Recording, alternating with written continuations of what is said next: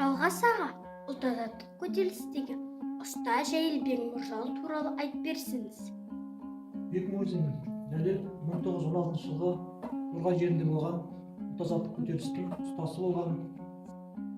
Жәлел Бекмурзин Амангелді батырдың 12 ұстасының қатарында бір сарбаздарға қарулар соққан болатын.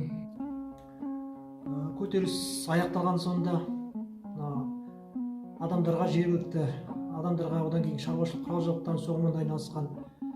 Енді талай ғасыр өтсе де, уақыт өтсе де, бұл кісілердің соққан бұйымдары қазіргі уақытқа дейін тарихи жәдігер болып Амангелдіде, одан кейін Арқалық қаласында, Қостанай қаласының музейлерінде сақталып тұр. Сәлеметсіз бе Ернұр аға? Ұлт-азаттық көтерілістен кейінгі ұста Жәлел Бекмырзалы туралы айтып бересіз бе?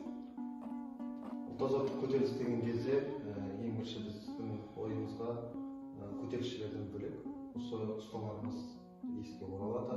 Өйткені олардың еңбегі ересен деп айтуымызға болады. Көріп тұрғандарыңыздай қару-жарақтар соғып, сол көтерілістің басылуына үлкен себепкер болған кісі.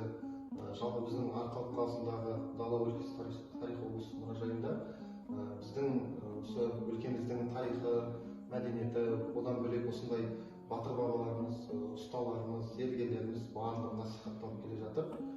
Биылғы жылы ғана экспозиция жұмыстары жасалды. Экспозиция жұмыстары жасалғаннан кейін біздің осындай ұсталарымызды, батырларымызды ұрпаққа насихаттау мақсатында біздің осындай Жәлел Бекмурзин атамызбен қатар Баязит Тілегенұлы, Мұхамеджан Османұлы деген сияқты ұстаз зергерлеріміз өзің сияқты келешек ұрпаққа насихатталып келе жатыр. Құрманғазы аға, атаңыз Бекмырзалы Жәлел туралы айтып берсеңіз. Жәлел Бекмырза менің әкем, ұлы әкем.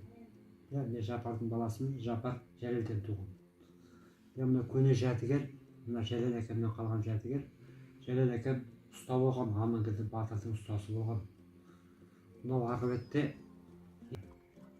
сонда өзінің жаңағы ұста үйі болған, ұстаның үйі болған. Сол жерде мылтық, қылыш, пышақ, сол бәрін соққан. Осы қысқаш маған қалған